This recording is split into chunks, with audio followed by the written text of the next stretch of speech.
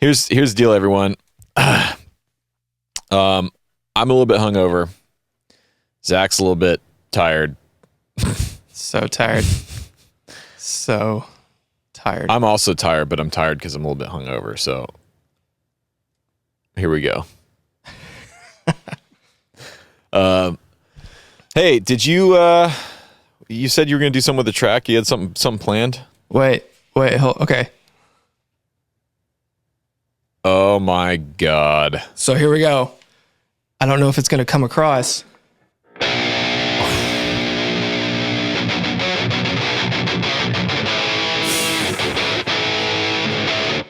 There we go.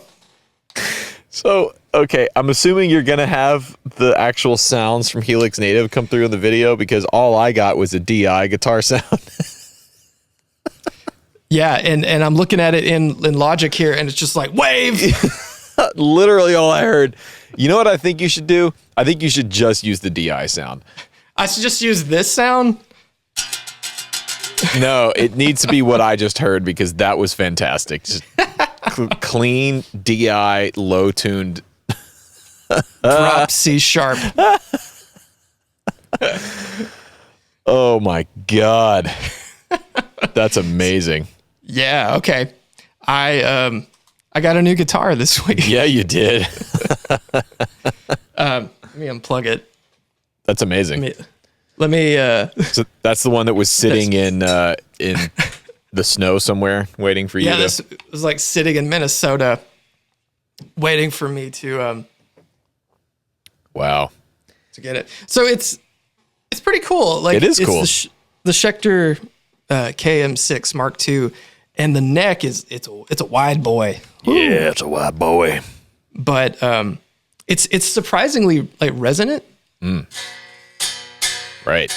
And the whole guitar is like vibrating. It's pretty nice. And so I put some 11 to 54 gauge strings on it. Well, you are down tuned, so that makes sense. Yeah, and I tuned it to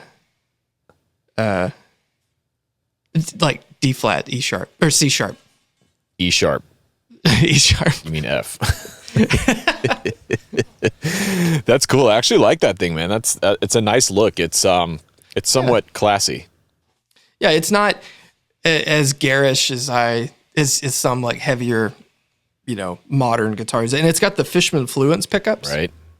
That honestly, it's like the neck, because they have the two voicings. Right. Right. So you can pull the volume. The neck, when you pull it, sounds great. And the bridge, when it's down, sounds great. So I need to like go in and flip the wires so that when I go up to the neck, it's the sound I like, and down to the bridge, it's the sound I like. Right. But what's funny is like I immediately got it and plugged it up to the HX Stomp and was like, chug, chug, chug, chug. It's like, okay, this is doing a thing. And then I put the new strings on it and tuned it and plugged it into my Deluxe, and I was blown away. It sounds so good through a clean amp. It's weird. It's kind of weird. It does the thing, man. It does the thing. Drink, chat. All right. Well, let me welcome to Dipped in Tone, everyone. This is episode 27. 27. You remember? Great. We got a cool topic lined up for today. I'm excited to talk about it. So potentially, I'm going to give away all the secrets, the trade secrets. So as always, shout out to our lovely Patreon chat here on the Discord server. You guys are great. We love the gifts. We love the drinking game. You guys created a drinking game. Also, shout out to I Play Bass. Or is it I Play Bass? Yeah. Okay. Because from a distance, it looks like exclamation point play bass. But I Play Bass. I Play Bass humbly fulfilled our request last week of actually filling out like we've got like a running Google Doc basically of all of the rig dipping segments in our scores. So maybe we're gonna have to do like a end of the year Dipped in Tone Oscars for the rigs. The best rig, yeah. We'll get guest presenters. Right. Ricky Gervais can MC. Oh my God, I love it. Dude, I was just watching Comedians in Cars Getting Coffee the other day. I think that's the best. I think it's one of the best shows on television nowadays. Quote unquote. Here's the deal. All right. But side rant here. I'm going on a tangent. That glass blowing show, I think you were telling me about it. Yeah. What is it called? Like Blowhard. I don't. Blown away. Blown away. Some kind of weird pun about blowing glass. I'll look it up. All right. I was really excited to watch it because glass blowing is rad. I mean, it's cool to sit and watch artists like blow glass. It's super cool. And it is the lamest, like, reality television, overblown, overproduced, scripted, like, competition show. So we watched one episode, and I got on Tilly's nerves so bad. We were eating dinner watching it, and the whole time I'm just yelling at the TV, like, about how bad it was and how bad reality television is now. It's just horrible. Oh, man. It's go ahead. It's awful. It's awful. But you watch comedians in cars getting coffee, and it is the antithesis of that. It is reality television, right? But it is so great. It is so well done. It's such a simple concept, but it just works, man. You get Jerry Seinfeld and a comedian, and it's not even really about the cars. The car is just sort of like a method to kind of bring the people together and give them a forum to talk and everything. But God, it's such a great show.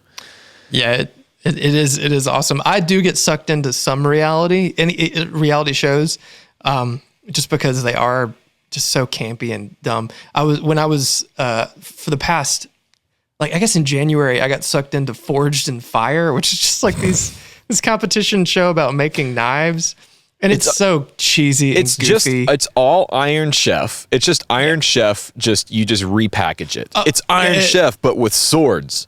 When I told Morgan about it, I said it's chopped with knives, with more knives. Dumb. It's so. Can we please? It's my same thing with all the comic book movies. Okay, we get it. We've done it. We've seen it a million times. Can we please start putting big Hollywood budget summer blockbuster movies together that are not Captain America? Please, for the love of God. Yeah. Well. See, I think you need to watch more of them because some of them are so good. I don't Winter want Soldier. Did you see Winter Soldier? Yes. It's great. It's fine. It's a good movie. I just don't care. I don't care. Well, that's fine. That's fine. don't care. It's just like I don't care about most guitar things anymore. I'm just so jaded. I'm so burnt out. That was what we were talking about before we started. It's just like how unbelievably burnt out I am. And how tired and just exhausted. Yeah, here's the deal, everyone. I'll listen, in the effort of transparency, I don't know if we left this in the beginning or not, so I'm just going to say it now. This week's episode is going to be a little spicy. I'm a little bit hungover. Zach's a little bit tired and cranky and cantankerous, so we're going to have ourselves a good old chat today. Yeah, I this weekend, I was talking to Matthew over at Novo, and he and I. Like he plays Destiny, the shooter, but he plays it on Xbox and I play it on PlayStation, and they're gonna have it where we can play together eventually. But he said, well, let's just like call each other, put in our headsets, and just talk on the phone while we're playing it, not together, just at the same time. And so that's what I'm gonna do. Like Saturday night, we're just gonna have like a guys' night. Are PS5s? I want to buy. Are they available now? Can you get them anywhere? I don't know. I know scalpers it was insane how they were buying them all up. I don't know.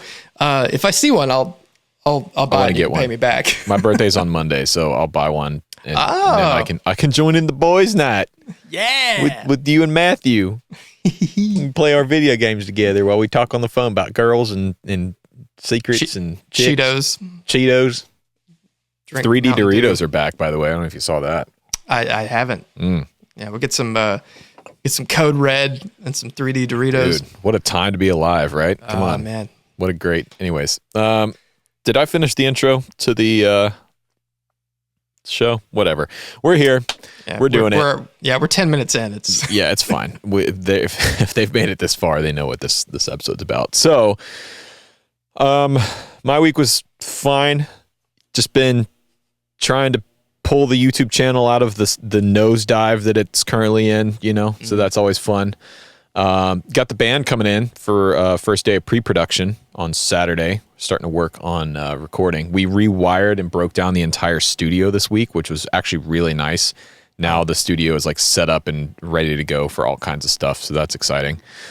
And that's basically, and I ordered the Chase Bliss Bliss Factory this week. Oh, you did? Yeah, I did. I saw that. Yeah. Did you get it after I sent you that link? Yes. Yeah. Because someone sent it to me and was like, "Tell Rhett." Yep, So I sent I it did. to you. I paid full pop, man. I jumped on Reverb and just bought it. And literally about 2 hours after I bought it, they sold them out. And I'm glad. And Tilly was like, "Why did you buy?" And Tilly usually does not care about like gear, and if I buy stuff, it's like not a big deal. But she was like, "Why did you buy another fuzz pedal?" I was like, "Because," and I just showed her the sold out thing. I was like, "Because that's why I missed out on the first run, and I was really upset, so I bought this one." Yeah, I get it. I mean, sometimes you know, baby gotta have it. You gotta have it, man. Listen, it's my birthday. That's what I do. I justify it like for the 6 weeks around my birthday in March. I just like early February to mid March, anything that I purchase, I'm just like, well, it's my birthday. Right. That's as a kid, it's all about that one day, and then as you get older, it's like, well, you know, the whole week is just, you know, it's just all going to be about me. Okay. Hey, let's dip somebody's rig. If you're new here in audio form or video form, this is something we do every week here on Dipped in Tone. You have to be a Patreon subscriber to have your rig dipped. So we keep running into that where we find one and we're like, oh, we're going to do this one. And we check, because we do check. And some people aren't patrons. Naughty, naughty.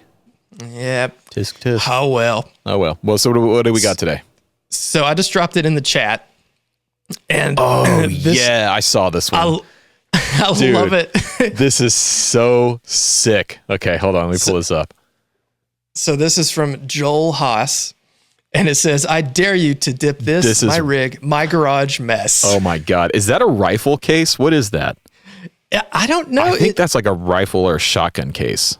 It looks like it very well could be. Definitely a repurposed case here for his pedal board, which is wicked. Oh my God. So the email, it's just to the point. It's just a bulleted list, except for he doesn't run down all the pedals, but we'll cover that. So he says he's got a PV Valve King 50 watt with a vintage 30. Hey, and man. Hey, finally. If PV, hey man, they made a car. PV made an amp, I'd play it. You're goddamn right. If they made a car, I'd drive it. If they made a house, I'd buy it. If they made a plane, I'd fly it. If they made a chicken, I'd fry it. If they made all right, I'll stop. Sorry. Shoot. So he's got the PV, and that's his wet amp. He's got a Vox AC15 Night Train Limited. Cool. Which just sounds like a hair metal song. That's his dry amp. And he says, I've got a bunch of lower end guitars modded by me. He's got an Epiphone Wildcat. And this is going outside of what we said last week where, hey, don't send us your entire collection. All your stuff. But I like this because it's just, it's not a paragraph. It's just a bulleted list. Epiphone Wildcat, a Fender Frankenstrat, two of them actually, a BC Rich double neck, 12 and 6, a Warlock 7-string, another BC Rich 7-string V Junior, 2 Deans and a Dean from Hell, and an Ibanez and Fender Squier basses. 2 Deans and a Dean from Hell. Yo, 2 Dean Vs. Hey man, look, he's got what's his name again? I can't. Joel. Okay, Joel, you're committed, dude. You're committed to to your thing, and I respect the hell out of that. You know, when you know what you like, and you just do it. This board, though, my God. Yeah. So where do we begin with this sort of rig? All right. Well, first of all, let's talk about the case for a second. So if anyone is in audio land, what we're looking at here, picture a rifle case, like a road case, clamshell. So it's a giant rectangle, essentially, that looks to be, I mean, that's got to be what, like 40 inches long, 48 inches long. I mean, it's real wide. I mean, it's, 5 feet-ish. Yeah. Yeah. And for some of our European viewers that might not have context for, a rifle case, it's just a big, long rectangle that, has foam in it and everything. And he has turned it into a case. Yeah. Oh, that actually might be is that what it is? Like a keyboard case? No, it looks like some old Remington rifle case or something. Yeah. Or that could just be because we're Americans from the South, and anything we see is like, oh, you put a gun in that. But yeah, so my God, I'm trying to look at where does the signal flow start here? I'm assuming with the tuner in the top left, and we're going from left to right. Or no, he's got the switcher. He's okay. Yeah, and so looking at just the one that's, because there's two pictures and they both have the pedal board in it.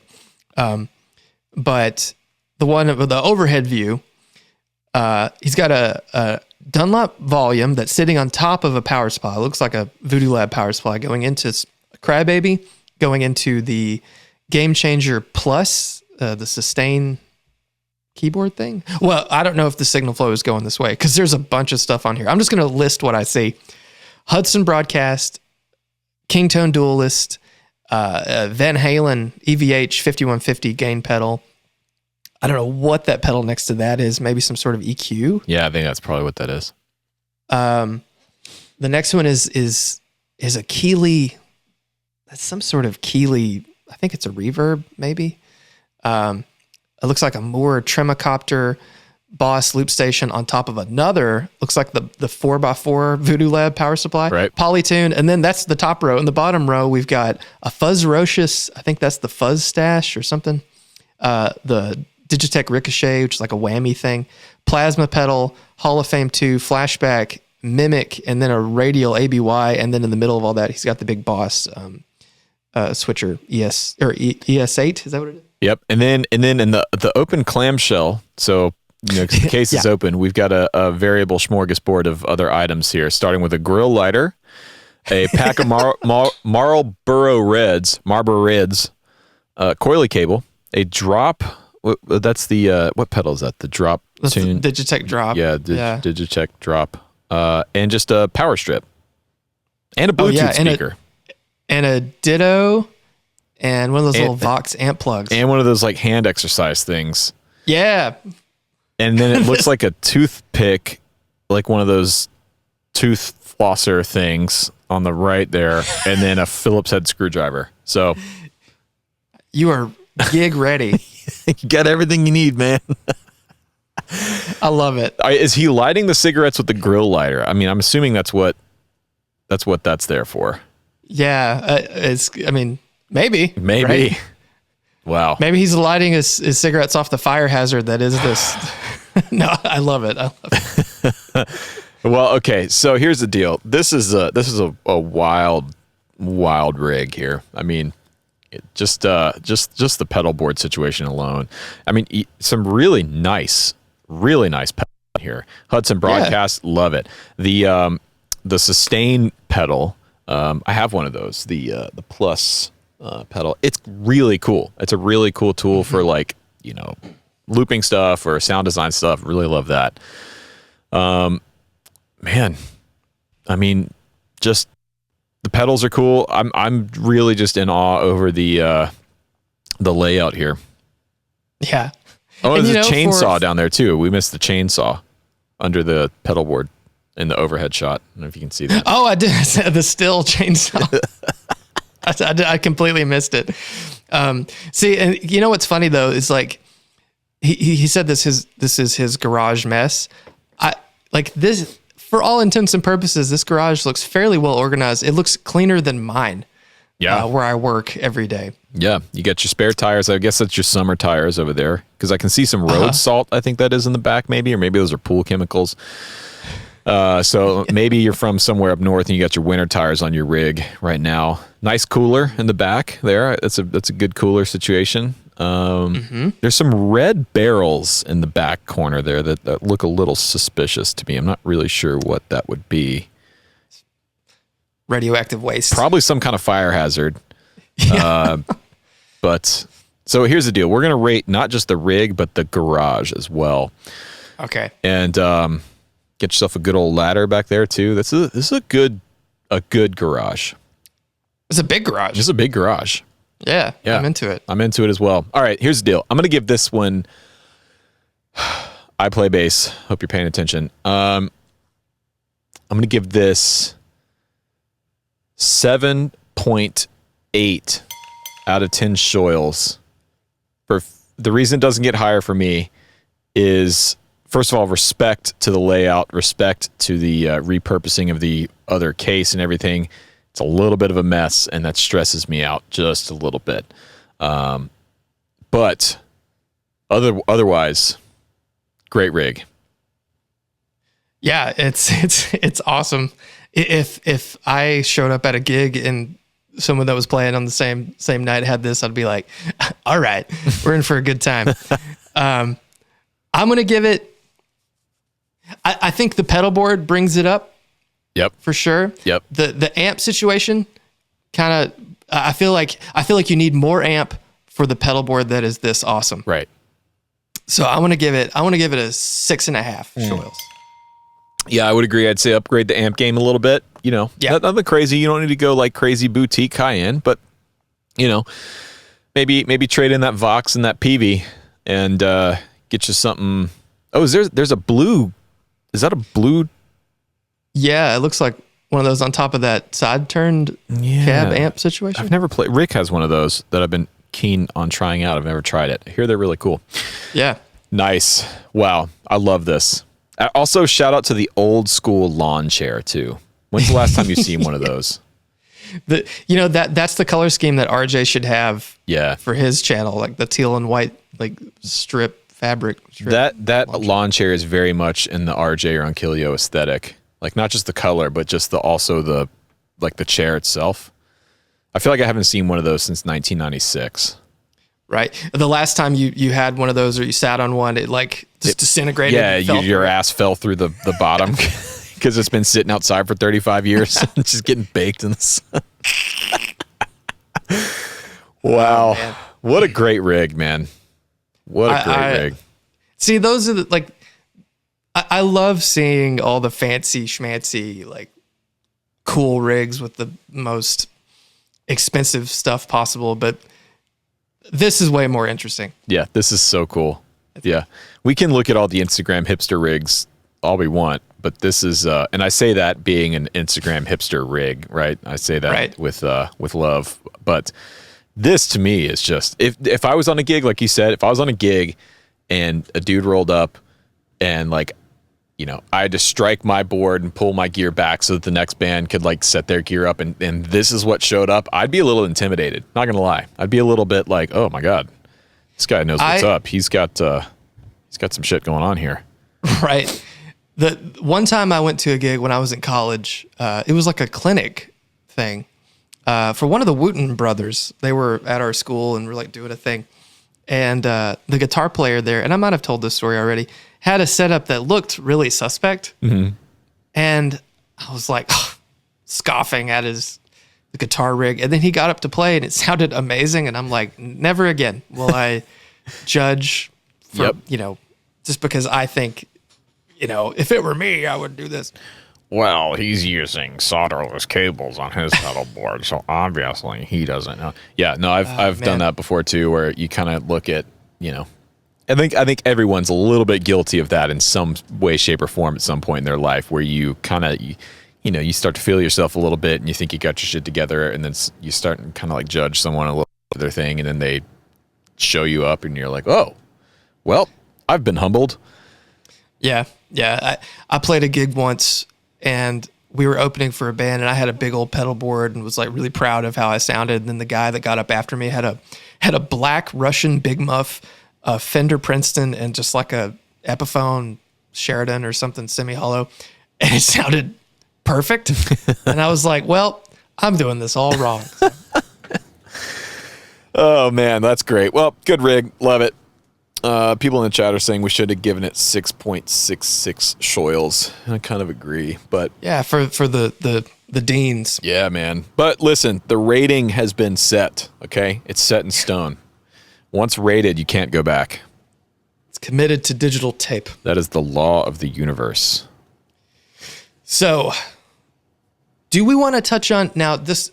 I don't know if we have time for this. Okay, because we've already dilly-dallied quite a bit. Dave Mustaine, seeing all these deans. Uh-huh. Dave Mustaine is now with Gibson. Do we want to talk about that, or just should we just? I mean, we can move on. Does anyone? I don't think anyone cares at this point. I mean, it's cool. Is it? I don't know. I don't know. I'm not that, to be honest, I'm not qualified to speak on this, so I'm just gonna say awesome. I guess. Yeah, it's just like as Tom Segura would say, I'm all shoulders. It's like I'm all shoulders. You like that Tom Segura guy, don't you? oh, he's funny. He is funny. I'm not gonna lie. Sweet. So what's okay? Let me introduce the topic here because it was my idea, and I think it's gonna be cool. I think we should talk about the pedal business. Let's get down to business here, because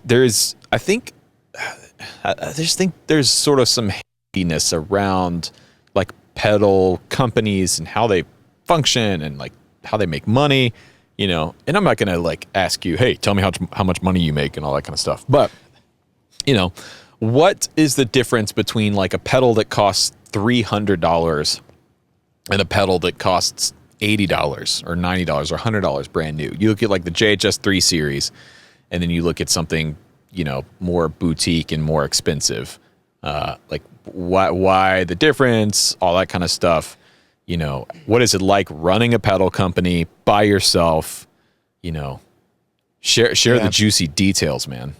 Okay, we'll keep track of topics and we'll kind of fire through them. And if anyone in the chat has something they're curious about that pertains to this, we'll touch on it. But like, first off, why does X pedal cost more than Y pedal? That's something that is kind of confusing because, you know, when you think about it, there's not, I mean, when you're comparing apples to apples, you know, let's say an import Moore tube screamer thing compared to an American-made tube screamer thing. Right. You know, you're looking at a Moore that costs $30-$40 right out of the box, brand new. Right. Compared to something made in the States that could be sometimes up to $200. As far as components go, there is a big difference in your choice of component. I mean, well, how do I phrase this? Like if everything is made surface mount, right? Mm-hmm. I think a lot of people assume that surface mount components are cheap, right? When in fact that's not true. And these days there's so many more options for surface mount because literally everything is going this direction. Nick Greer and I were talking about this yesterday, how op amps that you use traditionally with a little socket and you put it in and solder it in or whatever, like a chip that anyone could unplug and play with, those are disappearing. Not every type is going to be available, I'd say, in the next 3 or 4 years. Really? Oh yeah. Everything's going that way.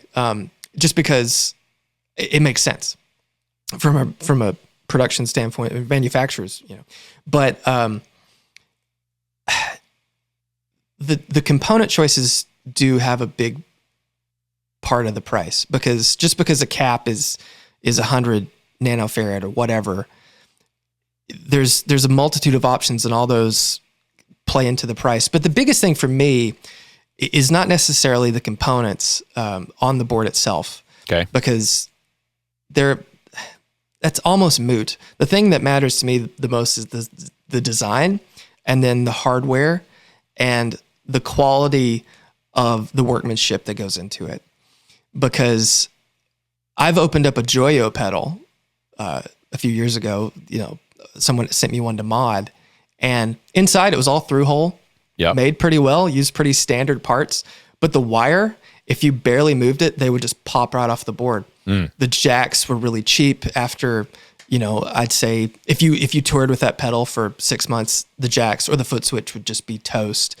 The enclosure is about the same, but you know, it's the little things like that that really, I think, add to the cost of the pedal. So you've got parts, labor. Then there's also, you know, a difference between a pedal being made overseas and a pedal being made in America, right? Labor costs are quite a bit different, you know. Right. And then how much of that cost is involved in like the development with something like a tube screamer? I mean, that's all been done, right? Like you don't have to develop a tube screamer circuit. Well, yeah. I mean, you would think that there are definitely people that make boutique pedals that say they took years to develop a circuit, and when in fact they're just a clone of something. Yeah. Which is, neither here nor there, I guess. But see, development's a weird thing, because I think with certain pedals, like say some of the Chase Bliss stuff with the sliders and all that stuff, that took so much money to develop. Yeah. Years. That did take years to develop. Like years, and I mean, who knows how many thousands and thousands of dollars that you just have to eat until you're ready to put the pedal out. So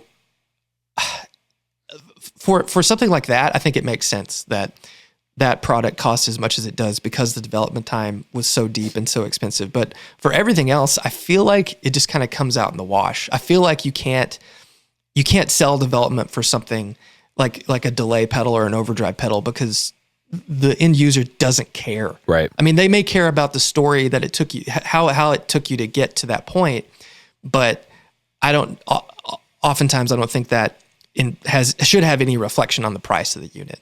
Yeah, I've never been shopping for a pedal and thought about when I'm comparing two overdrives at a store or something, I'm not thinking about I wonder how long this one took to develop versus this one. It doesn't cross my mind. It's all just, oh, well, which one sounds better and which one feels better to me, and how much is it compared to this one? Is this one $50 better than this one, for example? Right. And a lot of it too, the reflection of price, like a Moore versus an American-made pedal, just like paying, like you said, paying someone to put it together here in the States takes money. Yeah. The price of the components, notwithstanding, it takes, for someone who is building stuff, a company who's making, like JHS. Yeah. Most of their pedals now are surface mount, but it still takes a human being putting on the pots, putting on the wires, soldering the jacks, soldering the foot switches,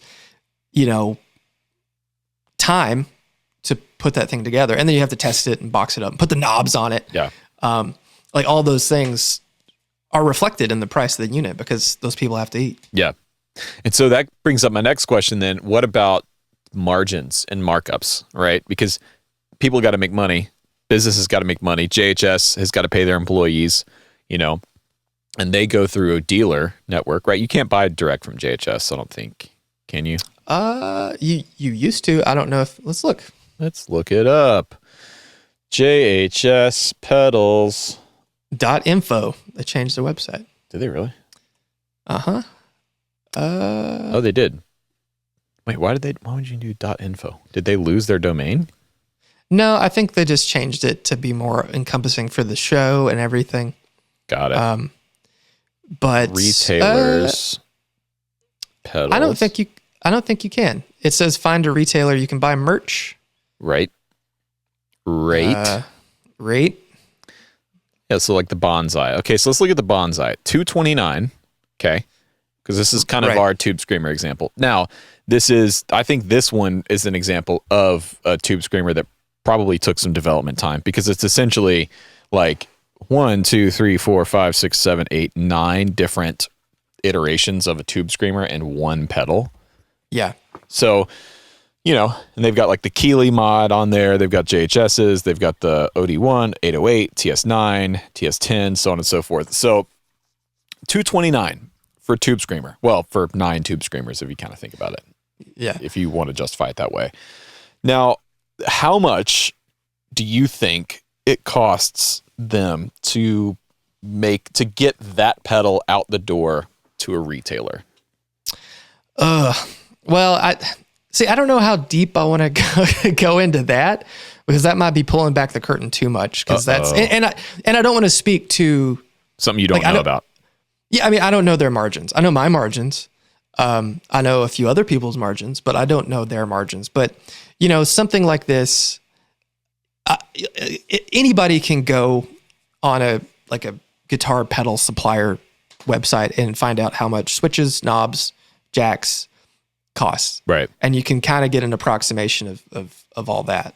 The most expensive part to most pedals is the enclosure and the circuit board. Right. Everything else, the hardware, Because for a company like JHS, they're not buying like your friend that makes pedals might buy 10 foot switches at a time.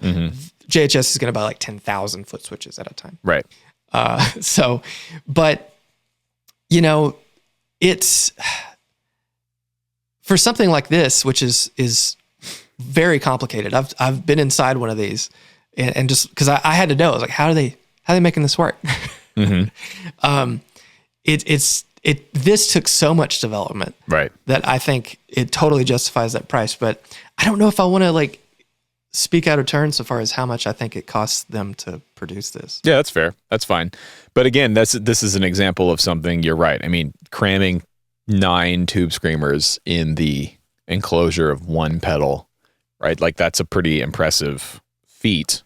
Now, and I agree. I think $230 is probably justified for something like this. If you're into the tube screamer thing, which admittedly I'm not. But we still have to change that. Yeah. Do we though? I don't know. Yeah, we do. I don't know if we do though. But yeah, so there is like, dealer markups and things like that are important to consider. But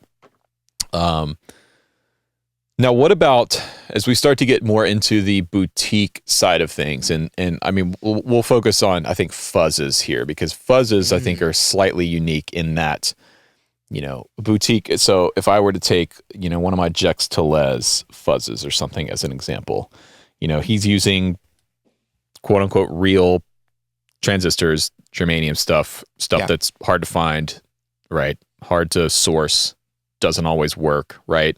What does that look like in the world of boutique fuzz? Well, I think one of the reasons why boutique fuzzes are as expensive as they are is because of the number of components you have to buy to make them work.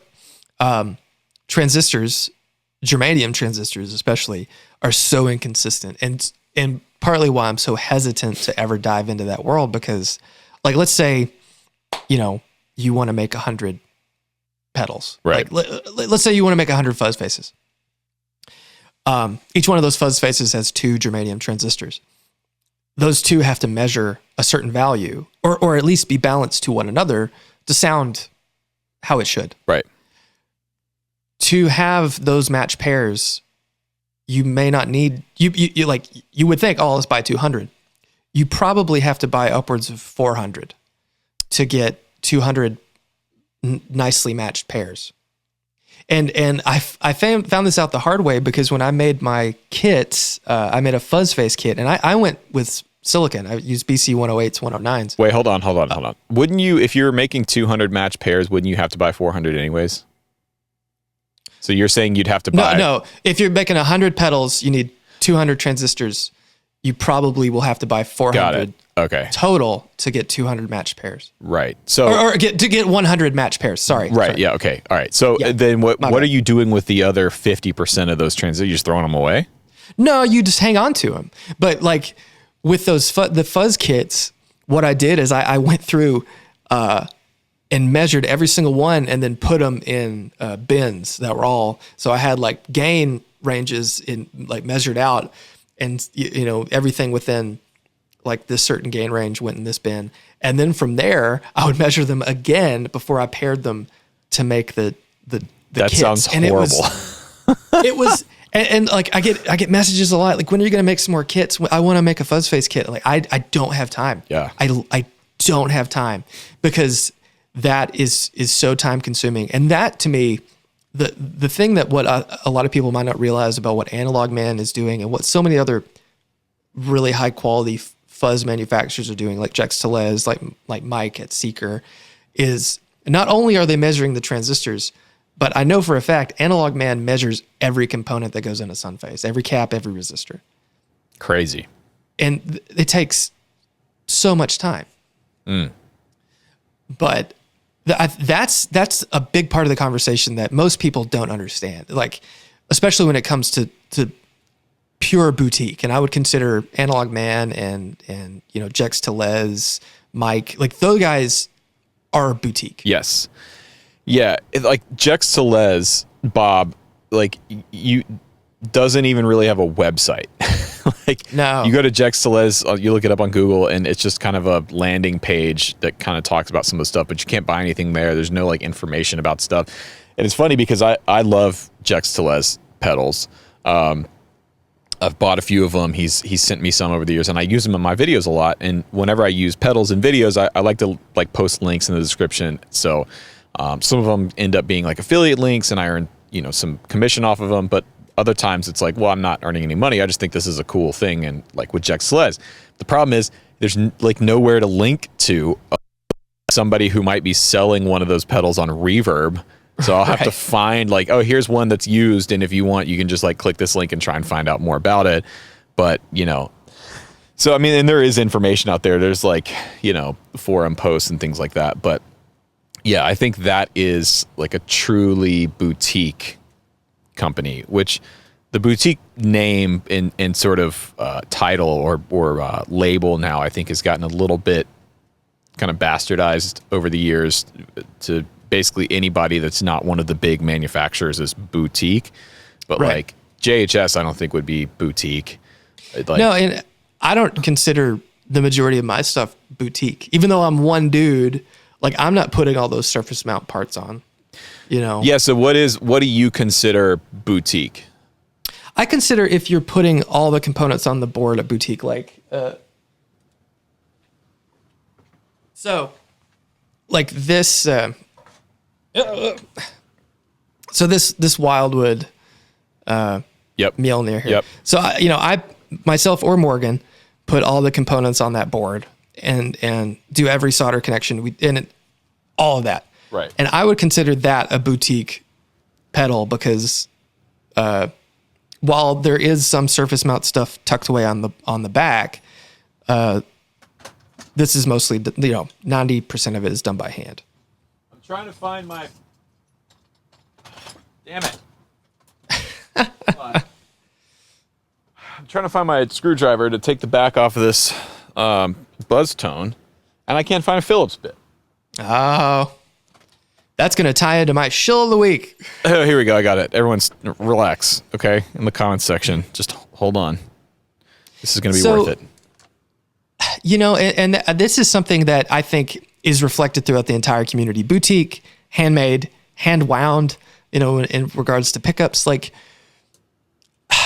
there's so many of these words are just marketing. They're just hype. And that of course, I saw in the chat, someone said all the prices are marketing and hype. And that's partially true. If I didn't have any sort of pull in the pedal world, and to be fair, I feel like I am a small fish in a big pond, but when you're getting into it, you can't really price your stuff in a way that you can't demand what your name doesn't respect yet. Right. But pricing is such a but in your case though, like how many your Mjolnirs now, people are starting to flip on Reverb for like kind of crazy money, right? I mean, the Wildwood stuff is going up for what, $500 plus? Yeah, it's calmed down a little bit. The last one I saw that sold for $285, and they're $250 new. But and for all intents and purposes, that's the buzz tone. Oh yeah, see that's like super boutique. Yeah, that is hand built, man.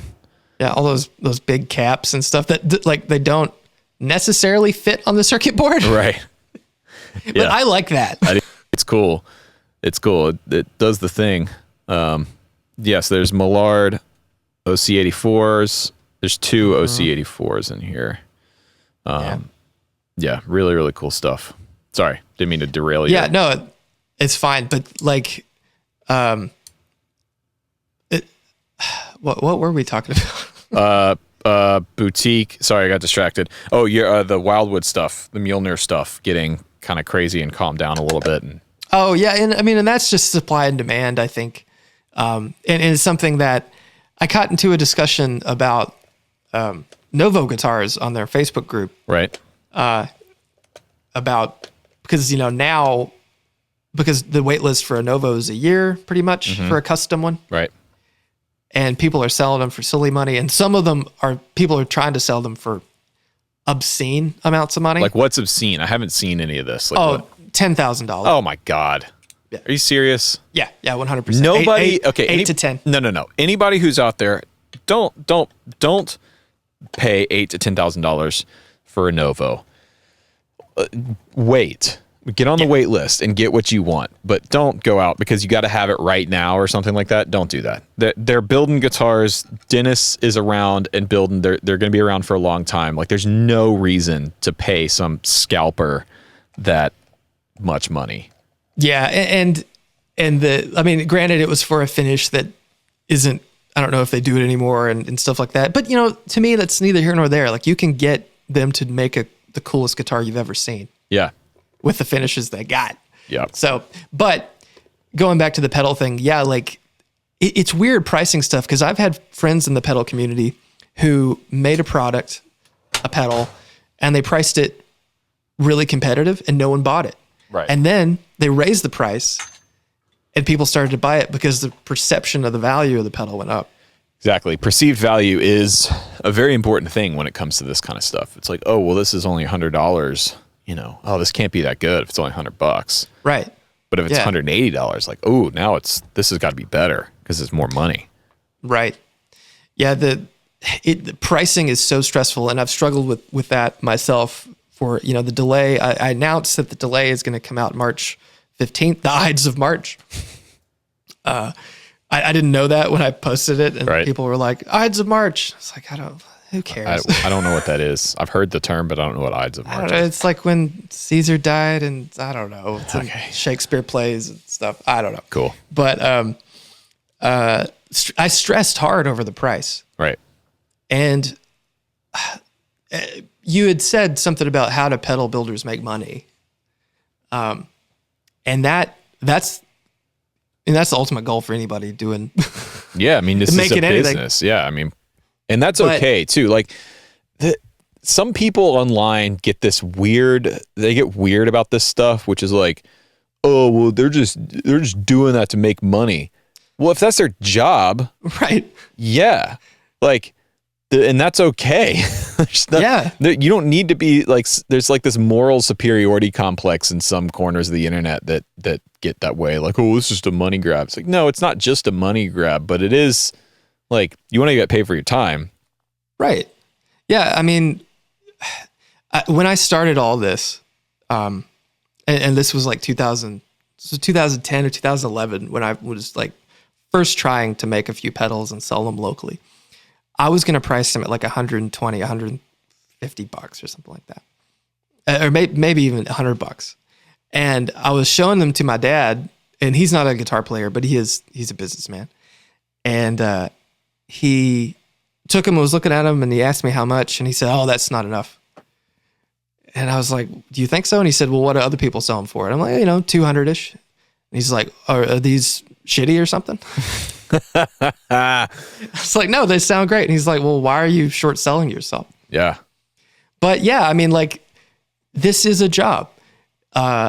When Rick Beato posts videos upset about his videos getting flagged and pulled down, he has every right to do that because that is his job. Mm-hmm. I just saw someone post, like another YouTuber posted this video, like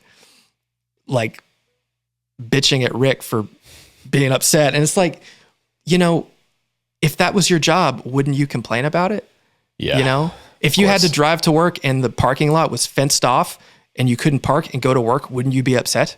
Like people just have to take a step back and realize that while all this is fun, it's people's livelihood and it's how they're putting food on the table. And regardless of your success level, we still have to earn money. And stuff. Yeah, exactly. And the other thing too is like as a consumer and someone who's paying for stuff, or as someone who's watching videos or whatever, like you hold power in where you put your money and where you put time. And if you don't like the way someone's conducting their business, or you don't like that Rick, makes these rant videos about his stuff getting blocked, you don't watch. That's what you can do. You can just not watch. Or you can not buy the pedal, or you can not buy the guitar, whatever. Like nobody is coming to your home with a gun pointed at your family saying like, if you don't buy this Tube Screamer, I swear to God, like it just, so yeah, I mean, there is and I think most people out there understand this. Like, yeah, this is business, and I want to support some businesses. I'm not really into supporting others, or they're just sort of agnostic, and it's like, well, it's about the product. I like this stuff. I don't like that stuff, and it's cool. There is a somewhat vocal minority of people out there that try and turn it into something more than it is, and with regards to Rick's thing with the copyright thing, it's a little bit different than what we're talking about here, but yeah. It's still like, the reason he's upset about those videos getting blocked is not because like he's not making money on those videos to begin with. Like right. The videos are demonetized and they're going to the artists. And so the sort of ridiculousness behind a video, whoever, Don Henley, whatever, blocking one of these videos, it's incredibly short-sighted and a stupid decision on the artist's part, especially these older artists who are, I think, some cases going to be kind of irrelevant in a few years as their fan base just, kind of moves on and right.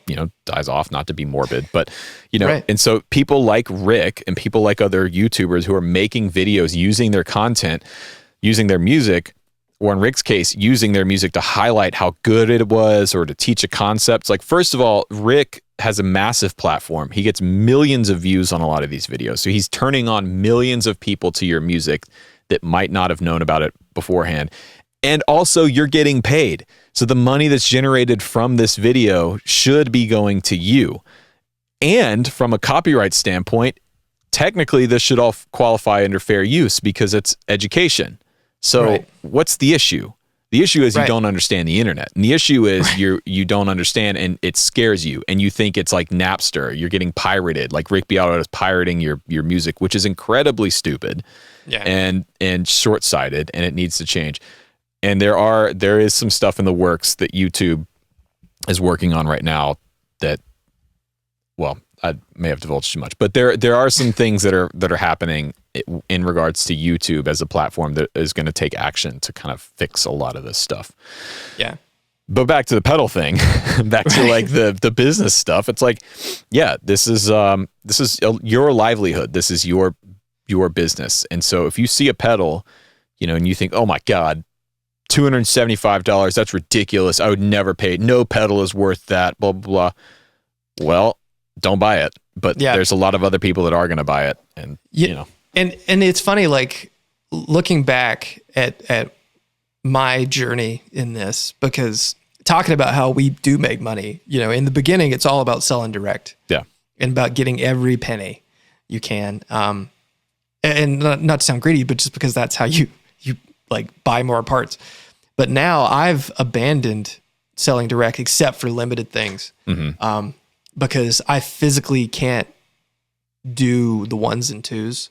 Mm-hmm. And it shoots my dealers in the foot in a way, because like, why would I want to compete with my dealers? They're my backbone. Right. And, like, I like emboldening that relationship, because if I work with them and I provide the best service as a manufacturer as possible and keep them in the loop and shout them out and, have everybody working together in a way, even, Wildwood and Mass Street Music both sell my stuff, but I don't feel like they're competing with each other. Right. And so I try to highlight everybody evenly and fairly, but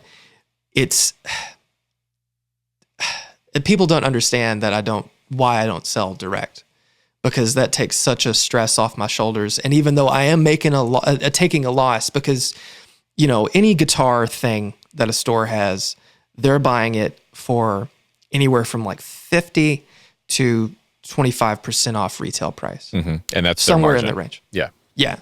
I mean, I think probably the things that get the most discount would be like strings and small things. Pedals are somewhere in the middle and guitars are somewhere in the middle too. It depends. But, it's just like the loss you have to take. And that was something that's really stressing me out with the delay, because, while I'm saying it's going to be $259, because that's going to be the price, I'm not making that, Right. And I have to like look at all my numbers and really weigh the consequences of where I put it. But like, to me, it's like, oh, that's as good as any $300 analog delay, but can I sell it for that? you know? It's tough. Yeah, because then you have to start to look at the market. It's like, well, what else is out there? How many people out there are really interested in like an analog delay versus any of the digital stuff that's out there that does the analog thing, right? Like, Right. are there players out there, they'll say, yeah, this one's analog, but you know, the Nemesis will do the analog thing, plus it'll do all this other stuff, and it's about the same price, so I'll just do that. So you kind of have to figure out that side of it too. And on the dealer side, their margins are not, and look, I don't know, I've never owned a guitar store, right? So I don't really know about this, but I do have friends, like friends at Righteous, for example. They're a pretty specific kind of dealer in that they primarily deal in like higher end boutique kind of stuff. They don't really do vintage stuff, and they are getting more into the, I guess, bulk, like mid-level, Fender and Gibson USA stuff now. Sure. But, like on the Divided by 13, my white one that I bought from them 5 or 6 years ago, I was like it was a lot of money, and I was having to borrow some money and like pull money together and stuff. And I was trying to like haggle with them, and they wouldn't move on the price. And I learned later it's because their margins on those amps are almost nothing. Like they're not making any money on those amps really at all. Like for what Fred sells them for to the dealer, to what Righteous is marking them up, I mean, it maybe is a couple $100 on every amp that they sell. Like it's just not a lot of money. Yeah, and you would think like big ticket items are so much more room, but for big ticket boutique items, it's not. Yeah. It's not like that. Yeah, the real money is made on like the lower ticket items that you can sell a lot of. Yeah, and accessories, and I mean, not pedals as accessories, but like, you want every day for people to be buying strings. Yeah. And like straps and cables and that sort of stuff. It's about quantity for those things. Mass Machetier? I don't know how to say his user. Master Machetier? Is that how his name on the Discord? Guess. How much did competing pedals factor into the delay price? And that's a good question. Because you were talking about comparing it to something like a digital delay. And the one thing you do have to consider is like how will the market perceive this? Why will anyone want it? And there has to be a story. In some, it doesn't have, some pedals have like a crazy long development story and really interesting people behind it. Like you look at the 1981 DRV with Matt Hoops, and it took 5 years to make it exactly how he wanted it, and it's a whole thing. The delay is not that complicated, but it's analog using a chipset that people know and enjoy, and it does a thing that I think people are going to like. But I did have to look, like, who else is making an analog delay with a similar feature set? Right. And how much are they? I think the most comparable analog delay that I've found to what mine is the Jam, the small delay llama. Yeah. Which those are like $229, I think. Yep. No tap tempo. With no tap. They sound great though. They're great. I had one. Every time I'm about to like start something, I just buy as many market as I research. can. Yeah. And, you have the carbon copy, and a few other people are making a pure analog delay, but I felt like I was at a sweet spot with the 259. I feel like it's not as high as I would want it to be, if I'm, being honest, but it's, I think, going to be competitive. And seeing as I am still putting them together myself, I'm putting the chips on and soldering all the wires on. I'm not putting on all the components necessarily. Right. But I'm taking this little pin connector and programming everyone with my computer, like doing all this stuff to make it work myself. So I feel like it had to be at that. But crazy. yeah. Well, I think we could continue to talk for like another 2 hours on this topic. So I think it's a good place to wrap it up. Sure. Yeah. Let us know what you guys think in the comments though. I think this is a cool, interesting topic. Lots of opinions flying questions around. Yeah. Yeah. If you want to know things, I'm a fairly open book as far as most things. And like I said, I don't like to talk about prices too much publicly. Like I've had serious conversations with small starting pedal businesses about like what margins are and what that takes. And I think the thing that most people, if you're looking at starting a company in any like part of this industry, not just pedals, it takes time. Like that's the thing that you have to be ready for is it's going to take years before you're really making money. And like before you're able to even afford stuff to make your margins better, because now I'm buying, you know, over 1,000 foot switches at a time, which, you know, even last year I thought I'm never going to buy that many, you know, and now I have to, because it's like, there's nothing worse than running out of a part when you need it. Yep. Well, there you go, everyone. This has been Dipped in Tone. No shill? Oh, wait. Yeah, we forgot. Yeah. Okay. You have one? You said you had one earlier. I do. And it's funny because I lose this thing so frequently. Should I go first? Yep. Okay. My shill of the week is my Leatherman tool. Yeah. Hey, I've got one too. Every guitar player everywhere needs one of these. And don't buy some like Walmart branded cheap, buy a real Leatherman tool. Oh, you got to get one of these, boys. Well, I got this one at an REI scratch and dent sale like 12 years ago. This is like the Leatherman CX carbon fiber. I paid like $30 for it.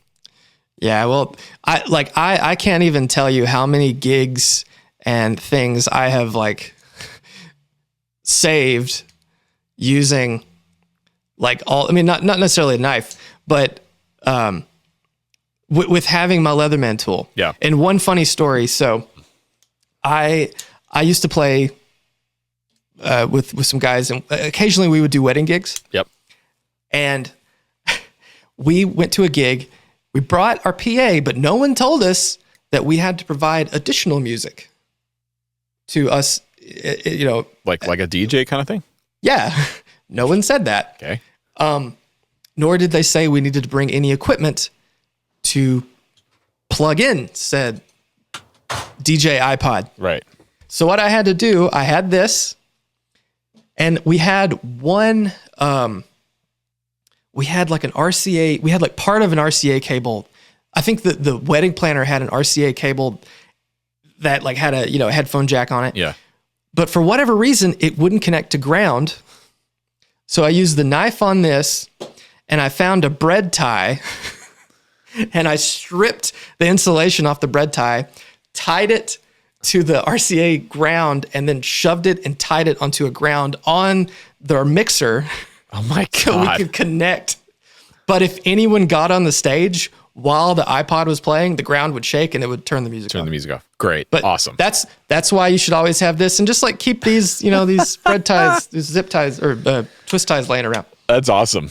Yeah. That comes from the Adam Savage school of the Leatherman thing, you know? Oh yeah. Yeah. One of the first things I saw him do on Tested, like the first one-day build I watched, was him making the little belt clip for his Leatherman. Yeah. When I saw that, I wanted immediately to buy one for my dad because he's used the leather belt holster for my entire life. Yeah. Yeah, man. Shout out to Saint Adam Savage. A special place in my heart. I want a candle, like one of those, I don't know, what do you call them? Saint candle? Saint candles with just Adam Savage. Like he's got the halo behind his head and he's just like this.